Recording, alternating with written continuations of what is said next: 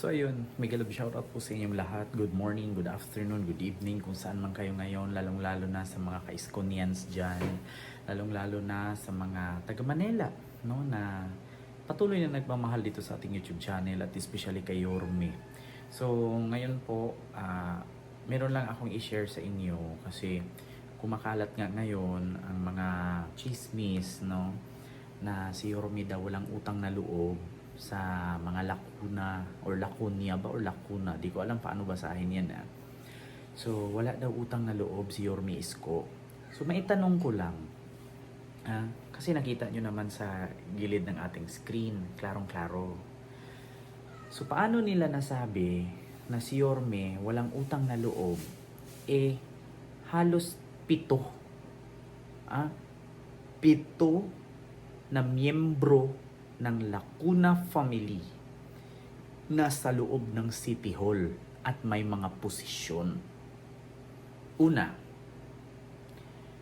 Hani Lacuna naging mayor ng Maynila.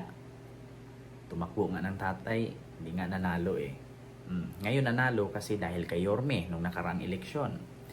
Pangalawa, Lee Lacuna, isang Liga President Council, no? Sister ni Mayor Hani. Pangalawa, Arnold Pangan, City Health Officer, asawa ni Mayor Hani.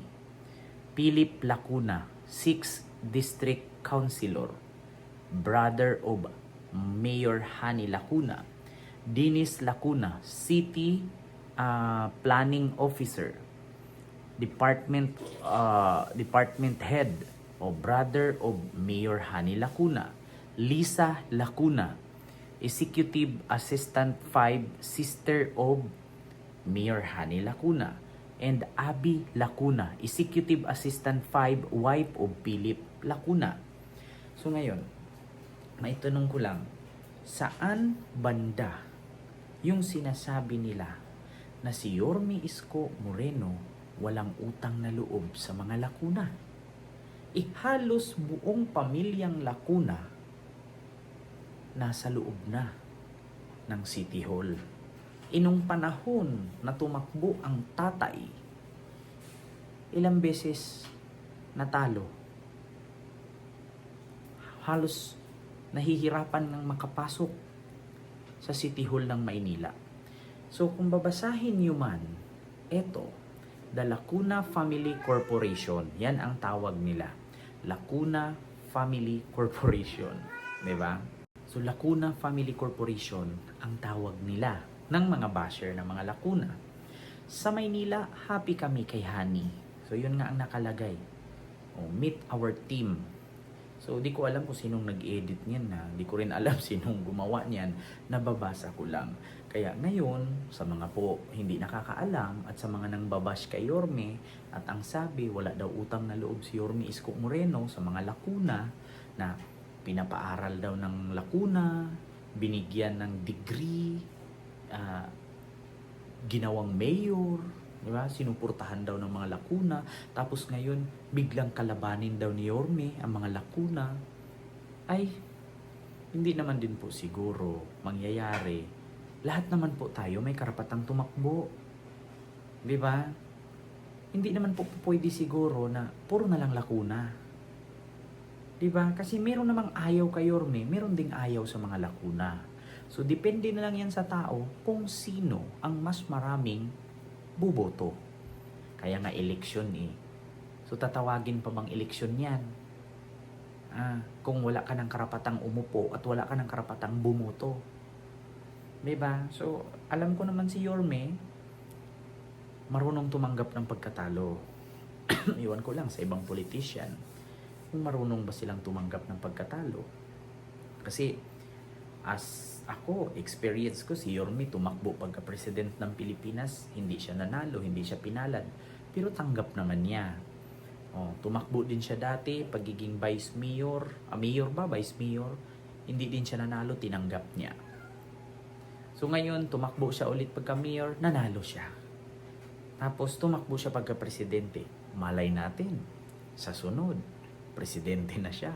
Di ba? Yan man ang unang ginawa ni Yorme. Tumakbo siya, hindi nanalo. Tumakbo ulit, nanalo. O, tapos tumakbo pagka-presidente, hindi nanalo. Baka next election, pag tumakbo siya, baka mananalo. Di ba? Pero ito lang ang masasabi ko talaga sa mga nagbabash kay Yorme na wala daw utang na loob, wala daw konsensya. Bakit kailangan makonsensya? Bakit magkaroon ka ng utang na loob? Hindi ka naman pinaupo dyan na hindi ka kumikilos. Si Yorme kasi ganito para sa akin pagkaintindi ko, tinulungan siya ng mga lakuna. Saan? To serve the Manileños. So ngayon, kita nyo naman po, hindi naman si Yorme dyan na pinaupo ng mga lakuna para saan? Gagawin siyang bulaklak? No. Tinulungan nila si Yorme na umupo to serve the nation, to serve the people of Manila.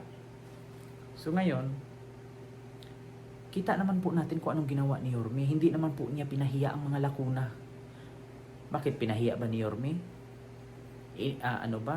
Tawag dito, nadismaya ba ang mga lakuna sa pagiging mayor ni Yorme? Hindi. Bagkus lahat sila nakikilala. Lahat sila nakapasok sa City Hall. Di ba? So, walang kahihiyan na maisabi ang mga lakuna na grabe naman, si Isko tinutulungan namin, hindi man lang nahiya, pinapahiya kami, walang ganun. Kasi sa lahat ng mayor na tumakbo at lahat ng naging mayor ng Maynila, si Yorme Isko Moreno lang ang nakagawa ng mga hindi nagawa ng mga nakalipas na administrasyon, 'di ba, ng Maynila. 'Di ba? Tapos ngayon sasabihin, walang utang na loob, ganito ganyan, pinapaaral, ginawa ng actually may pangalan na si Yorme Oo, tinulungan, ginawang tao na dating basura. Hindi naman si Yorme umupo lang. Doon na tayo sa ngalan na tinulungan siya, pero gumalaw siya. Hindi naman si Yorme na tinulungan lang ng tatay ni Hani ay para hingi lang ng hingi. Binigyan siya ng tulong, kinilusan niya. Kasi kung si Yorme hindi kumilos, walang saysay yung tulong ng mga lakuna. Ikumilos siya, gumalaw siya. Ngayon sasabihin ninyo walang utang na loob si Yorme. Kung walang utang na loob si Yorme, bakit yung 7 na miyembro ng lakuna nasa City Hall lahat? Aber? Sige nga, may tanong ko lang. Kasi kung tutuusin, may mas deserve pa sa mga posisyon na yan. Pero doon na nga tayo sa pagtanaw ng utang na loob. Kaya mas pinili sila ni Yorme kasi qualified din naman sila. Pero kung tutuusin, mas may qualified pa sa kanila. Pero alam naman natin, wag na tayong magpaligoy-ligoy pa. Alam natin sa politiko na kung malapit ka, ikaw talaga ipapasok. Palakasan kasi. Try mong pumasok dyan mag-apply ka sa posisyon ng 7 lakuna na yan. Kung kalaban ka ni Isko, sa tingin mo ipapasok ka ni Isko dyan? Hindi. Ipapasok ka ni Isko kasi kasama ka niya. Pero kung kalaban ka ni Isko, magpatuloy ako ulit ko, ipasok ka ni Isko dyan. Hindi. Ganun naman talaga sa politisyan Kapag kalaban ka, kalaban ka. Kapag kasama ka, kasama ka. Hindi din lahat ng kasama mo gumawa ng kamalian ay hayaan mo. Huwag mong itolerate. Ganun ang utak ni Yorme. Kahit pa kapatid kita, kung ginawa mo mali, hindi ka itotolerate at itatama ni Yorme ang mga maling ginawa mo. Ganun yun. Diba? So yun lang ang aking masasabi. Ngayon yung sabihin na walang utang na loob si Yorme Isko Moreno. Bakit yung 7 lakuna na nasa loob ng City Hall? So yun lang. Maraming salamat and see you next vlog. God first. Thank you.